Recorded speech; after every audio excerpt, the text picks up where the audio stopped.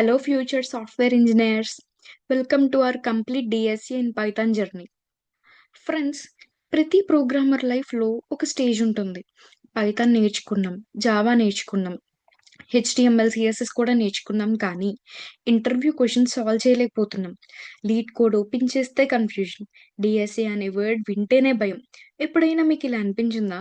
అసలు డీఎస్ఏ ఎందుకు నేర్చుకోవాలి? అయితే నేను మిమ్మల్ని ఒక సింపుల్ క్వెషన్ అడగాలి. మీరు గూగుల్‌లో పైథాన్ ట్యుటోరియల్ అని సెర్చ్ చేస్తారు గదా! గూగుల్ దగ్గర బిలియన్స్ ఆఫ్ వెబ్ పేజెస్ ఉంటాయి. అయినా మన రిజల్ట్ 1 సెకండ్ కన్నా తక్కువ టైంలో ఎలా వస్తుంది? సేమ్ అలానే ఇన్‌స్టాగ్రామ్ ఓపెన్ చేస్తే బిలియన్స్ ఆఫ్ పోస్ట్ ఉన్నా మన ఇంట్రెస్ట్‌కి మ్యాచ్ అయ్యే ఫీడ్ ఇన్‌స్టంట్‌గా ఎలా లోడ్ అవుతుంది? అలానే గూగుల్ మ్యాప్స్‌లో థౌసండ్స్ ఆఫ్ రోడ్స్ ఉన్నా ఫాస్టెస్ట్ రూట్‌ని సెకండ్స్‌లో ఎలా కాలిక్యులేట్ చేస్తుంది? వాట్సాప్‌లో థౌసండ్స్ ఆఫ్ మెసేజెస్ ఉన్నా కూడా సెర్చ్ ఇమ్మీడియేట్‌గా ఎలా దొరుకుతుంది? ఎప్పుడైనా ఆలోచించారా? వీటన్నిటికి కామన్ ఆన్సర్ ఏంటని? So, the answer is data structures and algorithms which is DSA.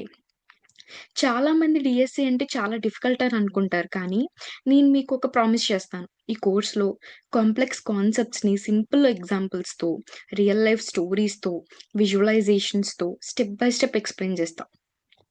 మనం కోడ్ మెమరైజ్ చేయం. ప్రాబ్లమ్ సాల్వ్ జేయడానికి నేర్చుకుంటాం.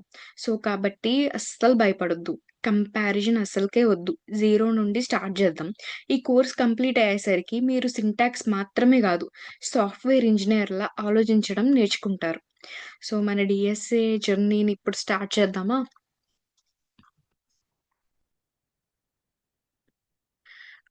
What is data? ఫస్ట్ మనం డీఎస్ఏలో ఫస్ట్ వర్డ్ చూద్దాం. డేటా.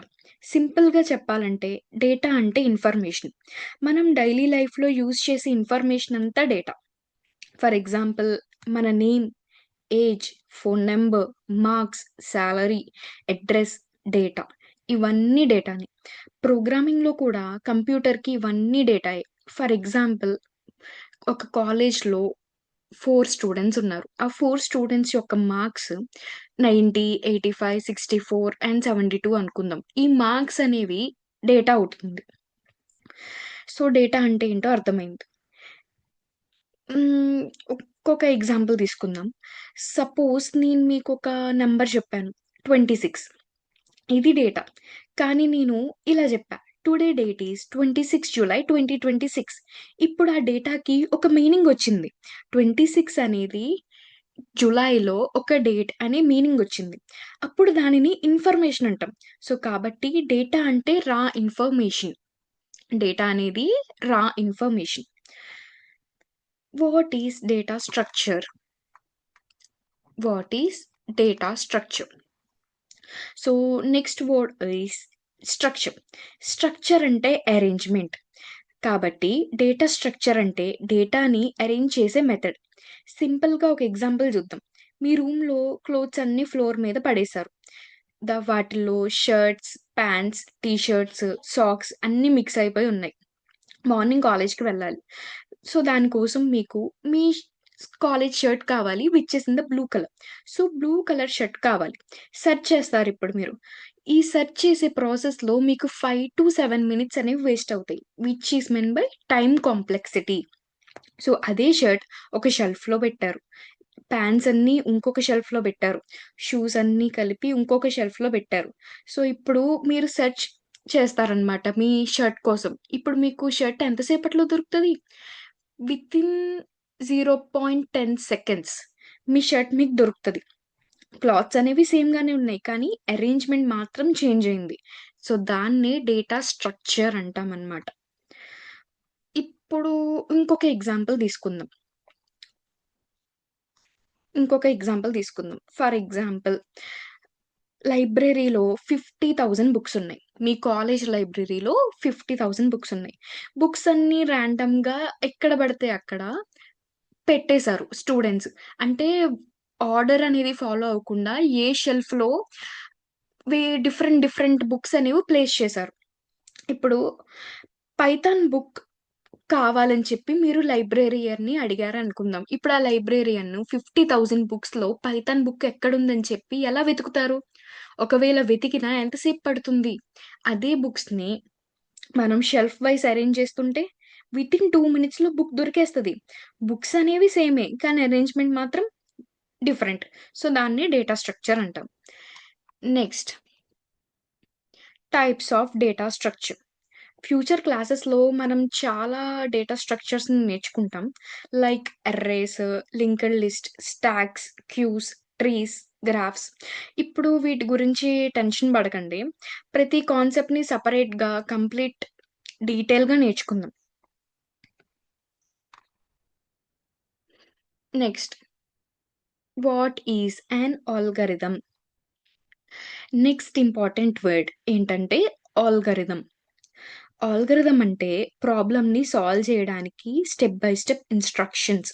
ఫర్ ఎగ్జాంపుల్ మీరు టీ ప్రిపేర్ చేయాలనుకుంటున్నారు. దీనికోసం ఏం జేయాలి? స్టెప్స్ ఏంటి? ఫస్ట్ స్టెప్ వాటర్ బాయిల్ జేయాలి. Next step tea powder add చేయాలి. ఆ తర్వాత మిల్క్ యాడ్ చేయాలి. షుగర్ యాడ్ చేయాలి. అంతా కలపాలి. టీని సర్వ్ జేయాలి. ఇది ఆల్గరిథం. కుకింగ్ రెసిపీకి కూడా ఒక ఆల్గరిథం ఉంది కదా! సో, సేమ్ సేమ్ ఇలానే ఒక ప్రోగ్రామింగ్‌కి ఎగ్జాంపుల్ తీసుకుందాం. మన దగ్గర మార్క్స్ 3, 4, 2, 5 అని చెప్పి ఒక మార్క్స్ ఉన్నాయనుకుందాం. లార్జెస్ట్ నంబర్ గనుక్కోవాలి. 3, 4, 2, 5లో లార్జెస్ట్ నంబర్ గనుక్కోవాలి. దానికి డైరెక్ట్‌గా ఆన్సర్ రాయలేం. ఎందుకంటే హ్యూమన్స్‌కి 3, 4, 2, 5లో లార్జెస్ట్ నంబర్ ఏంటి అంటే మనం ఏం చెప్తాం? ఈజీగా 5 అని చెప్పేస్తాం. ఎందుకంటే మనకు తెలుసు. మనం ఆలోచిస్తున్నాం. కానీ మిషన్స్‌కి మనమే ట్రైన్ చేయాలి. సో, ఈ ట్రైనింగ్ ప్రాసెస్‌నే by using the algorithms machines అనేవి ట్రైన్ అవుతాయన్నమాట. సో, ఆ ఆల్గారిథమ్స్ అనేవి ఎలా ఉండొచ్చు?